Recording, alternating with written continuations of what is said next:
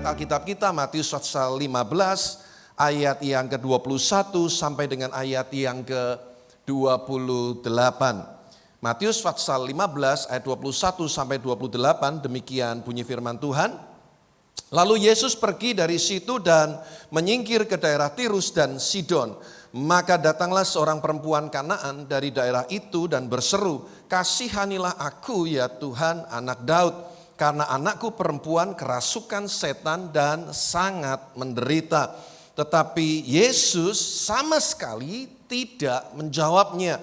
Lalu murid-muridnya datang dan meminta kepadanya, "Suruhlah ia pergi. Ia mengikuti kita dengan berteriak-teriak." Jawab Yesus, "Aku diutus hanya kepada domba-domba yang hilang dari umat Israel." Tetapi perempuan itu mendekat dan menyembah dia sambil berkata, "Tuhan, tolonglah aku." Tetapi Yesus menjawab, "Tidak patut mengambil roti yang disediakan bagi anak-anak dan melemparkannya kepada anjing." Kata perempuan itu, "Benar Tuhan, namun anjing itu makan remah-remah yang jatuh dari meja tuannya." Ayat 28 kita baca sama-sama, 2, 3. Maka Yesus menjawab dan berkata kepadanya, "Hai ibu, besar imanmu, maka jadilah kepadamu seperti yang kau kehendaki." Dan seketika itu juga anaknya sembuh. Amin. Ketika kita membaca perikop ini, biasanya kita akan membahas tentang iman seorang wanita Kanaan, perempuan Kanaan yang luar biasa.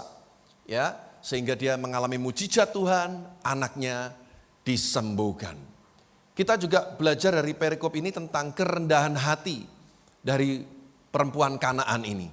Biarpun dianjing-anjingkan, enggak sakit hati.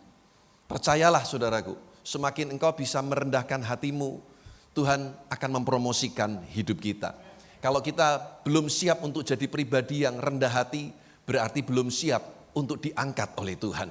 Karena Tuhan enggak mau mengangkat kita, mempromosikan hidup kita, untuk membuat kita kemudian jadi sombong dan lupa Tuhan, lupa diri sendiri. Nah, saudaraku, seringkali kita bahas itu. Tentang iman, tentang kerendahan hati. Tapi mari kita lihat sisi yang lain dari karakter perempuan Kanaan ini yang luar biasa. Wanita ini adalah pribadi yang menghargai hal-hal yang kecil. Setia dari perkara yang kecil. Kita lihat mentalitas perempuan ini yang luar biasa. Bagaimana ketika dia memohon belas kasihan daripada Tuhan Yesus. Yesus sama sekali tidak menggubris. Yesus sama sekali tidak menjawab, tapi Yesus tidak putus asa. Wanita ini tidak putus asa. Bahkan tadi dikatakan dia makin mendekat dan menyembah. Luar biasa, ya. Ketika Anda berdoa dan doa itu belum dikabulkan oleh Tuhan, jangan menjauh dari Tuhan. Belajar dari wanita ini, makin mendekat dan makin menyembah kepada Tuhan. Ini hati yang Tuhan sangat hargai, Tuhan sangat senang dengan hati yang seperti ini. Yang betul-betul humble, yang betul-betul merendahkan diri dengan luar biasa. Tidak gampang tersinggung, tidak gampang sakit hati. Nah saudara, ketika Yesus berkata kepada wanita ini, di ayat yang ke-26, coba ditampilkan sekali lagi. Tetapi Yesus menjawab, "Tidak patut mengambil roti yang disediakan bagi anak-anak dan melemparkannya kepada anjing." Saudara perhatikan, roti ini bicara apa? Roti ini bicara berkat. Amin. Bicara makanan untuk jasmani kita, tapi ini juga bisa bicara tentang berkat rohani, keselamatan untuk hidup kita. Ini berbicara tentang sesuatu yang baik yang Tuhan sediakan untuk anak-anaknya. Tetapi saudaraku, di sini dikatakan tidak patut mengambil roti yang disediakan bagi anak-anak. Ini adalah umat pilihan Allah dan memberikannya kepada anjing. Ini perempuan Kanaan. Orang Yahudi enggak bergaul dengan bangsa-bangsa yang lain. Mereka sangat eksklusif. Jadi seolah-olah wanita ini dianggap seperti anjing. Bayangkan saudaraku, ya, tidak patut memberikan roti atau mengambil roti yang disediakan. Artinya disiapkan bagi anak-anak bagi umat pilihan Allah dan melemparkannya, dilemparkan kepada anjing. Ini sesuatu yang sangat kasar sekali, saudaraku.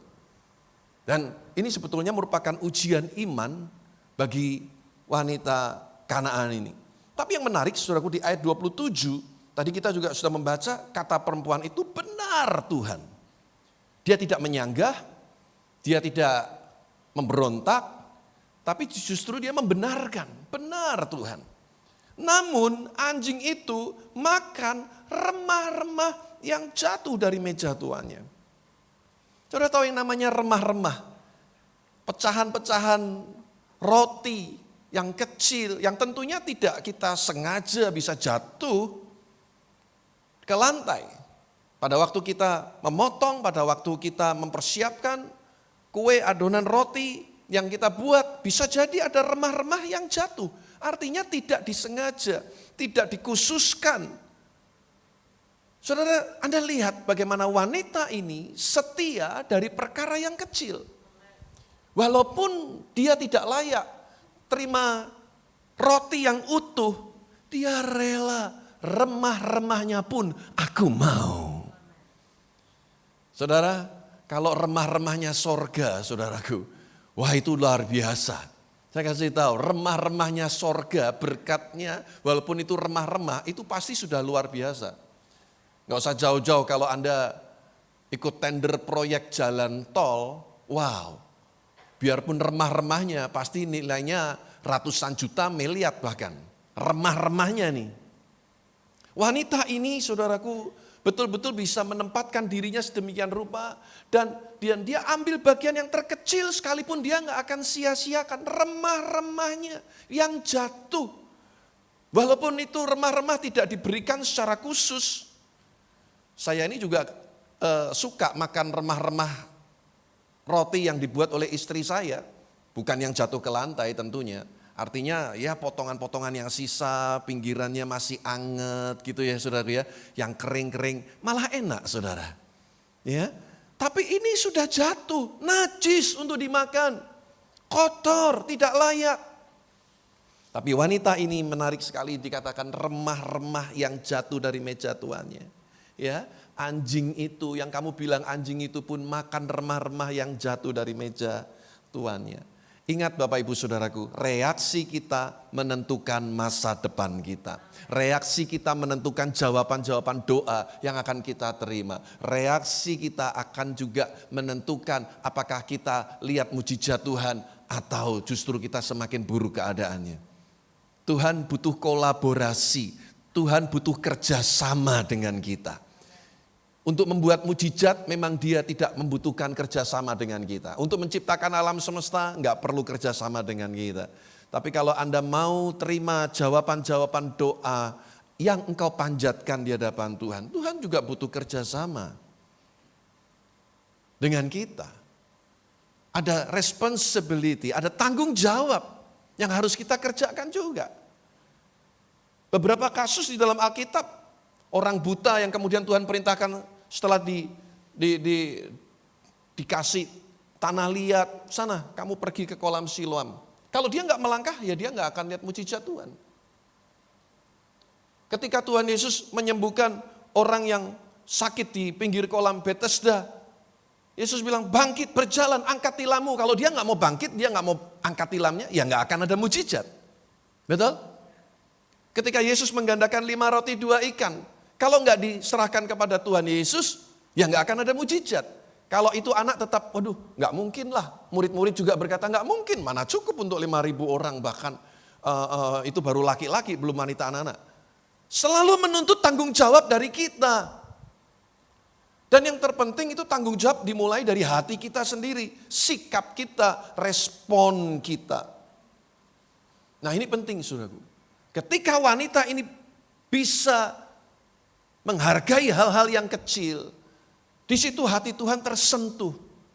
Hebat ini wanita. Udah dianjing-anjingkan gak sakit hati. Bahkan dia tidak memaksa untuk makan roti itu, ambil bagian dari roti itu. Dia rela, remah-remahnya pun dia mau. Hati Tuhan tersentuh. Dan baca di Alkitab, Ketika Tuhan tersentuh oleh belas kasihan, di situ mujizat terjadi. Banyak mujizat terjadi karena Yesus tersentuh oleh belas kasihan, compassion. Saudaraku, kita mesti sepakat dulu. Apa artinya kecil di sini? Ketika dikatakan kita setia dari perkara yang kecil. Kecil kita bisa bicara tentang ukuran. Kalau kita lihat gedung gereja ini kecil dibanding gereja yang kapasitasnya mungkin 2.000 orang. Mungkin ini kecil, size, ukurannya kecil. Kecil bisa berarti juga secara jumlah, mungkin kita termasuk kelompok yang mungkin ya masih menengah lah. Tapi juga bisa digolongkan kecil dibandingkan yang ribuan tadi. Jadi bisa ukurannya, bisa jumlahnya, bisa kualitasnya, bisa kuantitasnya. Saudara, bagaimana sekarang kita menghargai semua hal-hal yang kecil yang Tuhan percayakan kepada kita. Jangan anggap remeh talenta-talenta yang Tuhan berikan kepada kita. Kepercayaan yang Tuhan berikan kepada kita. Walaupun kecil, menurut pemikiran kita dibandingkan dengan yang lain. Tuhan cuma minta kita setia. Katakan sama-sama saya setia. Ya. Faithful. Dari kata faith dan full. Kalau kesetiaan, faithfulness. Makanya orang yang setia itu orang yang penuh imannya. Faith itu iman. Fullness itu kepenuhan. Orang yang setia itu orang yang penuh iman. Makanya dia bertahan di saat orang lain sudah menyerah. Dia akan tetap bersama dengan kita saat yang lain meninggalkan. Itu setia. Ya, dia akan tetap melakukan firman Tuhan. Berapapun harga yang harus dibayar. Itu setia. Suami istri. Walaupun mungkin kita ada beda pendapat, ketegangan. Tapi kita saling mengampuni, mengasihi, itu setia. Setia tidak cukup diucapkan hanya ketika di hadapan pendeta saat diteguhkan dalam pernikahan. Tapi harus dibuktikan dalam kehidupan kita setiap hari. Waktu yang berjalan dalam kehidupan kita. Setia dari perkara-perkara yang kecil. Jangan anggap remeh hal-hal yang kecil. Mungkin itu hanya pertemuan informal yang tidak disengaja ketemu dengan seseorang. Karena Anda anggap, wah orang itu enggak lebih baik dari saya lebih kaya dari dia, saya lebih sukses. Lalu Anda anggap remeh. Belum tentu saudaraku. Bisa jadi Tuhan bisa pakai orang itu kelak untuk jadi berkat buat kita juga. Amin saudaraku. Demikian juga kesalahan-kesalahan yang kecil. Ada ayat firman Tuhan yang dikatakan rubah-rubah kecil merusak kebun anggur. Jangan anggap remeh, bertobat. Wah cuman gini aja kok dosa kecil. Di hadapan Tuhan tidak ada dosa kecil, dosa besar. Jangan anggap remeh, saudara. Selesaikan. Mari kita setia dari perkara-perkara yang kecil. Kalau kita tidak setia dari perkara kecil, kita nggak akan next level. Tuhan nggak akan bisa upgrade hidup kita. Karena ini bicara integritas. Ini berbicara tentang kepercayaan. Seperti hamba yang terima 1 talenta yang disembunyikan di dalam tanah dan dia tidak bertanggung jawab karena dia merasa bahwa tuannya tidak adil, tuannya kejam, tuannya jahat. Padahal mestinya dia cukup jadi 2, selesai beres. Yang 5 jadi 10, yang 2 jadi 4, yang 1 cukup jadi 2. Alkitab berkata yang diberi banyak, dituntut banyak. Nah kita selalu fokus pinginnya yang banyak. Tapi kalau dengan yang kecil aja kita nggak setia, kita nggak taat. Bagaimana ketika diberi banyak? Saya yakin ya itu hamba yang terima 1 talenta, biarpun dikasih 5 talenta. Tetap dia nggak akan kerjakan. Karena dia hamba yang jahat dan malas kata firman Tuhan. Orang kalau malas, ya udah malas ya malas. Punya 1001 macam alasan untuk tidak melangkah, untuk tidak melakukan. Tapi orang yang rajin, dia akan selalu cari alasan bagaimana untuk bisa mengerjakan dan memulainya. Jadi saudara kasih Tuhan, mari kita belajar saudaraku dalam kehidupan ini. Seperti perempuan Kanaan ini. Biarpun remah-remah, dia mau, dia rela. Sekalipun itu remah-remah yang jatuh, bukan remah-remah yang disisihkan untuk diberikan secara khusus. Udah remah-remah jatuh lagi. Dia hargai itu. Beri aku sedikit kemurahan hatimu Tuhan. Beri aku sedikit belas kasihanmu Tuhan. Aku memang tidak layak. Aku memang tidak patut. Tapi beri aku sedikit kemurahan hatimu. Saudaraku, Tuhan tuh gak tahan dengan orang-orang yang seperti itu. Ya, Tuhan bilang pulang jadi seperti yang apa yang kamu katakan. Dan saat itu juga anaknya sembuh. Saudara lihat di dalam Matius pasal 5 ayat 19. Matius pasal yang kelima ayat 19. Karena itu siapa yang meniadakan salah satu perintah hukum Taurat, sekalipun yang paling kecil dan mengajarkannya demikian kepada orang lain, ia akan menduduki tempat yang paling rendah di dalam kerajaan sorga. Tetapi siapa yang melakukan dan mengajarkan segala perintah-perintah hukum Taurat, ia akan menduduki tempat yang tinggi di dalam kerajaan sorga. Saudara lihat, jangan main-main dengan firman Tuhan. Alkitab yang berkata, siapa yang meniadakan salah satu perintah hukum Taurat sekalipun yang paling kecil, dan mengajarkannya demikian kepada orang lain, ia akan menduduki tempat yang paling rendah di dalam kerajaan surga. Sekalipun itu perintah yang paling kecil. Jangan suka memilah-milah firman Tuhan, saudara. Oh kalau cocok ya mau gitu ya. Wah diimani, wah ini tidak cocok buat saya. Terima itu sebagai teguran, terima itu sebagai peringatan buat kita. Sekalipun itu perintah Tuhan yang menurut kita kecil, menurut kita sepele, menurut kita nggak penting. Tapi jangan menganggap remeh firman Tuhan. Di ayat sebelumnya dikatakan, saudaraku, barang siapa meniadakan hukum Taurat, artinya titik. Kita lihat ayat 18. Sebelum langit dan bumi lenyap, tidak ada satu titik pun yang akan dihapus dari hukum Taurat. Nggak akan, titik loh saudaraku. Lihat ayat 18 dari Matius pasal 5. Ya, satu titik saja penting saudaraku. Apalagi kita hidup di zaman yang canggih seperti sekarang ini. Perhatikan saudaraku, karena aku berkata kepadamu, sesungguhnya selama belum lenyap langit dan bumi ini, satu iota atau satu titik pun tidak akan ditiadakan dari hukum Taurat sebelum semuanya terjadi.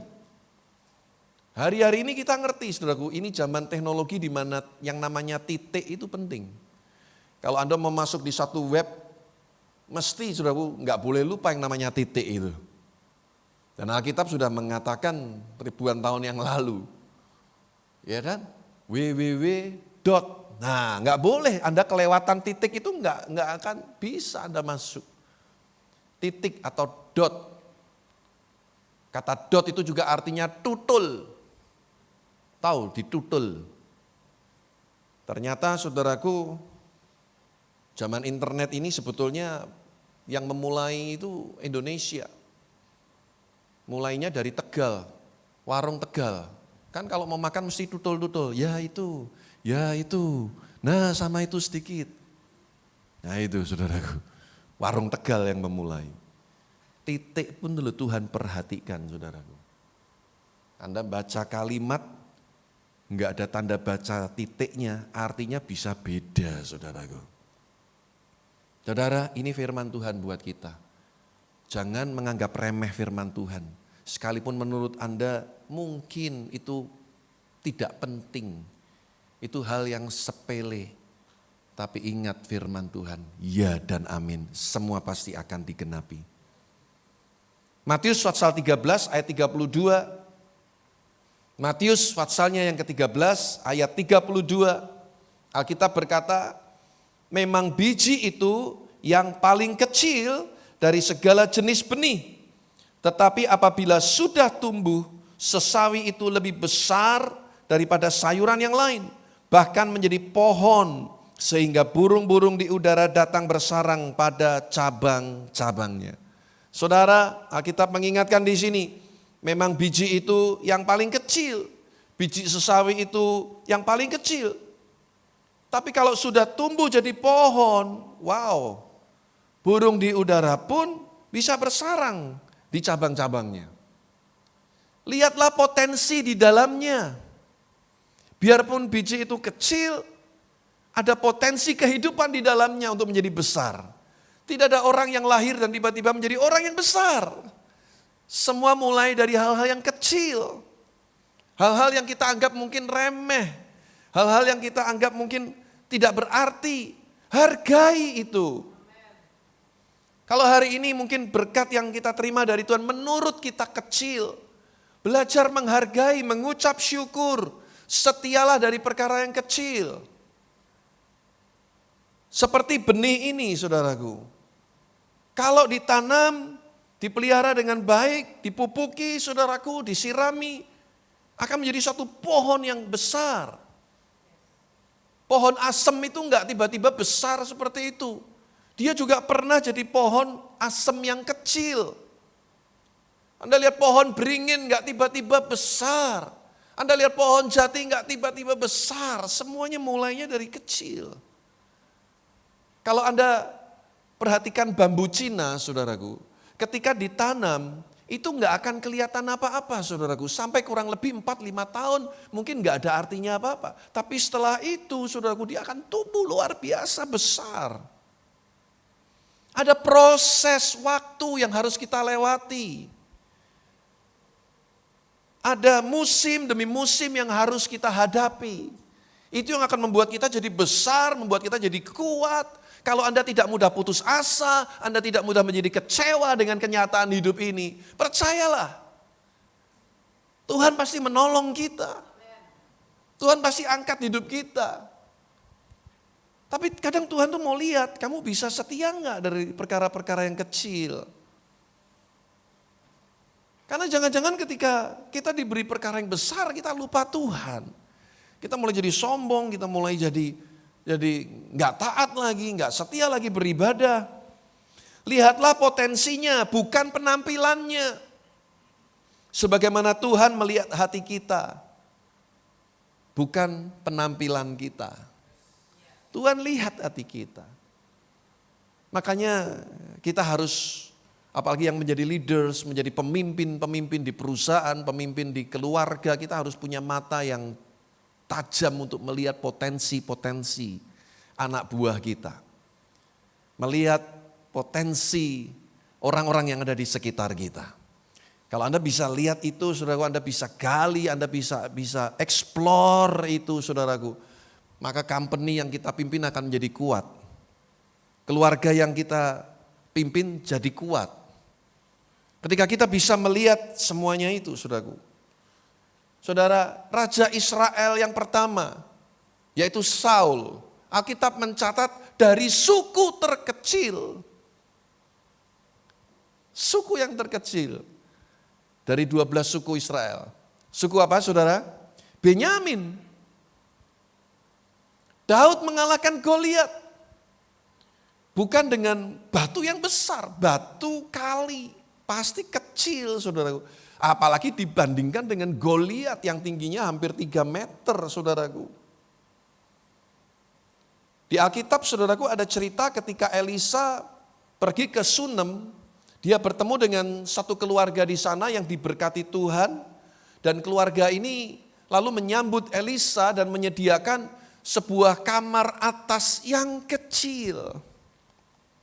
Lengkap dengan perabotannya. Wanita Sunem ini bersama dengan suaminya menyambut hamba Tuhan ini dengan baik sekali. Jadi kalau andai kata mampir, sudah siap. Ada kamar kecil yang disiap. Bukan kamar kecil tuh kamar mandi, bukan. Ini ukurannya yang kecil, yang ada di atas. Dan ternyata saudaraku, sikap hati dan kemurahan hati keluarga di Sunem ini membawa berkat yang luar biasa. Karena pada waktu itu Elisa berkata kepada bujangnya Gehazi, tanya apa yang mereka perlukan, apa yang mereka butuhkan. Ternyata mereka belum memiliki keturunan. Lalu Tuhan pakai Elisa untuk sampaikan firman Tuhan. Tahun depan di saat seperti ini, engkau akan mengandung. Saudaraku, kata Elisa kepada perempuan Sunem itu, jadi akhirnya punya anak.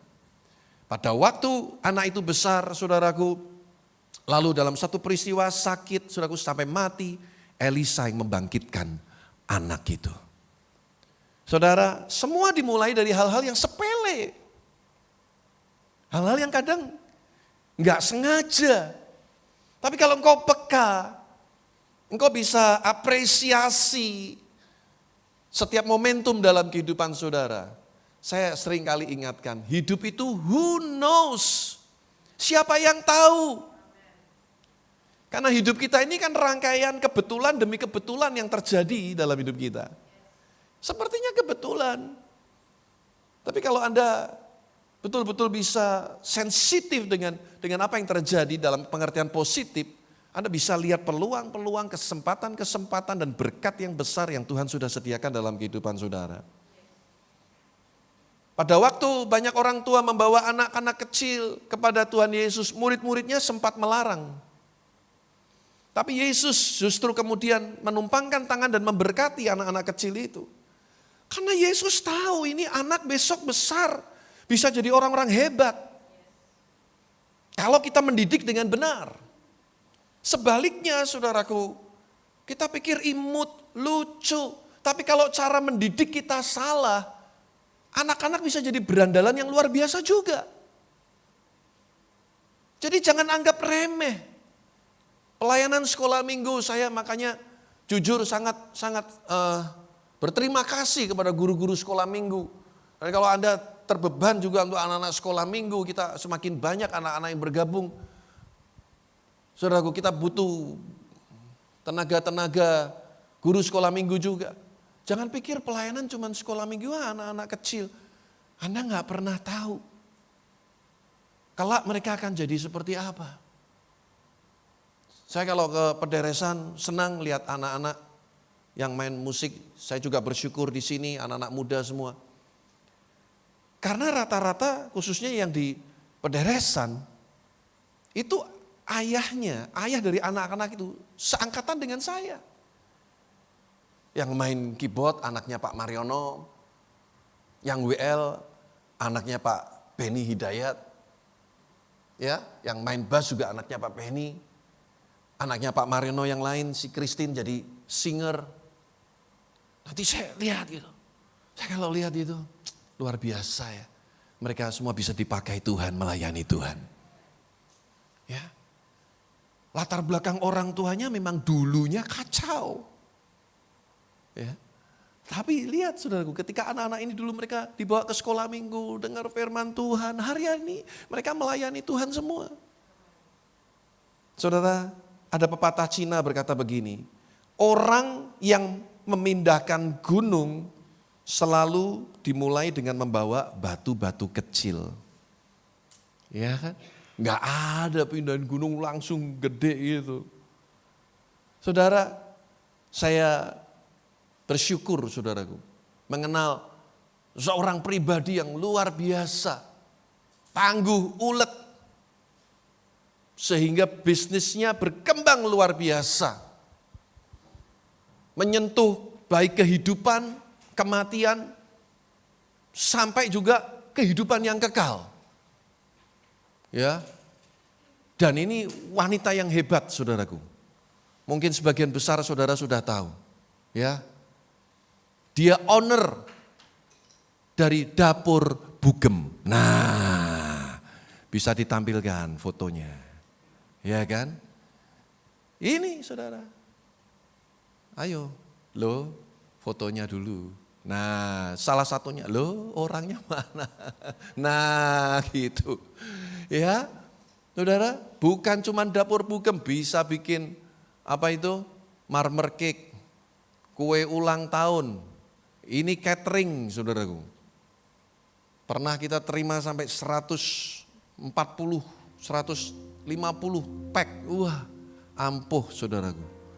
Bukan cuma itu saudaraku, ini yang kehidupan, makan ya kan. Tadi juga ada Si Vera Floris. Loh, keren gak saudara? Jangan sampai Anda pesen apa itu, karangan bunga kertas ke orang lain ya. Kalau ada itu hubungi kami saudaraku. Ya, tuh keren kan? Ada lagi kan kalau nggak salah fotonya yang Floris. Nah tuh keren ya. Saudara tahu nggak, dulu saya ini sudah ngomong berkali-kali sama istri saya. Hani, kamu tuh masakan kamu tuh enak. Ayo mulai. Kamu bisa jadi berkat juga. Nah, istri saya ini agak minder dulunya, saudaraku. Tapi saya tahu potensi di dalam dirinya itu besar sekali. Ayo jangan menyerah. Coba bikin. Ya. Dan akhirnya di masa-masa pandemi itu akhirnya istri saya mulai bikin roti marmer. Enggak les, cuman lihat gurunya YouTube. Akhirnya bisa. Saya kasih semangat terus, kamu pasti bisa. Ya. Puji Tuhan, saudara.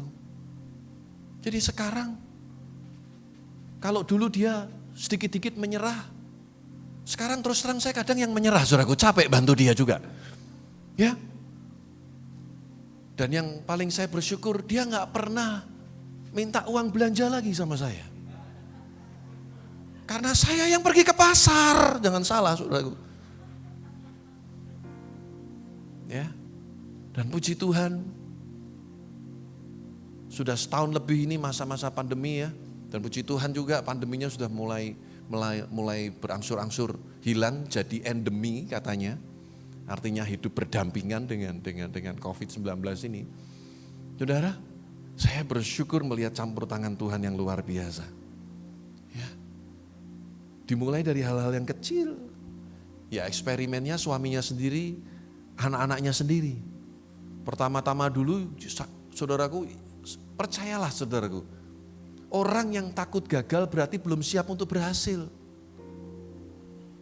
Dulu bikin donat tape saudaraku, ada pesanan 100 biji. Wah pagi-pagi saya bantu istri saya. Kan waktu COVID itu sama sekali nggak ada undangan khotbah keluar saudaraku. Kalau khotbah pun paling Zoom. Wah saya bantu istri saya. Begitu ditata 100 biji itu saudaraku, itu donat lebih mirip bolang-baling saudaraku. Wah, dalam hati kecil saya, aduh Tuhan, ini orangnya ngamuk ya apa ya. Tetap kita kirim, sambil hari demi harinya was-was. Kalau ditelepon dikomplain gimana? Puji Tuhan, sampai hari ini tidak komplain. Ya. Orangnya enggak komplain, saudaraku. Ya, mungkin sungkan ya enggak tahu ya, saudaraku ya, Bu. Ya, lu bener. Saya mungkin pernah cerita ya. Istri saya tuh nyuruh saya beli susu UHT. Ya, dan saya pergi ke Indomaret cepet-cepet cari gitu. Pokoknya warnanya putih, iya putih, saya pulang. Lalu istri saya bikin, waktu itu bikin donat juga ya. Wah, setelah jadi saudaraku, istri saya lihat, itu ternyata bukan susu murni UHT, tapi yang ada kelapanya saudaraku. Waduh, kacau nih. Saya nggak tahu, jangan-jangan Anda yang pesan ini salah satu dari Anda. Anda makan donat kelapa itu, ya kan, saudara. Tapi hari ini kita jalan terus, kita nikmati kebersamaan. Dan semua karena kasih karunia dan pertolongan Tuhan. Saya cuma mau ingatkan saudara, pokoknya jangan anggap remeh hal-hal kecil. Amin. Setia dari hal-hal yang kecil. Kerjakan dengan sungguh-sungguh. Tuhan kasih talenta dan Tuhan tahu potensi dalam hidupmu. Sekalipun itu kecil, ucap syukur. Karena semua dimulai dari kecil. Ketika engkau bisa dipercaya dari hal-hal kecil, pasti Tuhan akan promosikan hidup kita. Tuhan aja gak putus asa sama kita kok. Kok kita sendiri putus asa? Halo? Tuhan tuh gak pernah putus asa sama kita. Tuhan kasih semangat sama kita. Tuhan mau kita terus maju. Tuhan mau memberi kita kesempatan untuk berubah. Tuhan memberi kita kesempatan untuk bertobat. Tuhan memberi kita kesempatan untuk maju. Anda sendiri jangan give up. Anda jangan menyerah.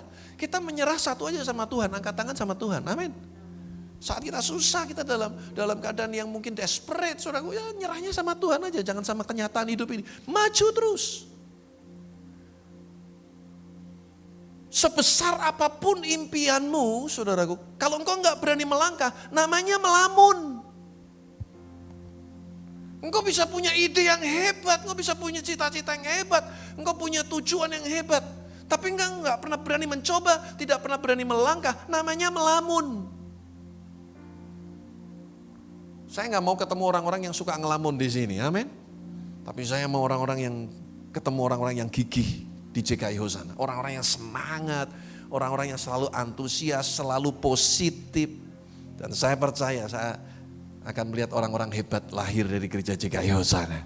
Ya, Bapak Ibu Saudara yang di rumah yang menyaksikan program ini juga. Anda adalah orang-orang yang hebat. Tuhan kasih potensi talenta-talenta dalam hidup saudara. Tinggal bagaimana kita berani, kita menjadi kreatif, jadi inovatif untuk maju. Percayalah Immanuel, Tuhan bersama dengan saudara, Tuhan bersama dengan kita semua. Amin. Beri kemuliaan bagi Tuhan kita yang luar biasa.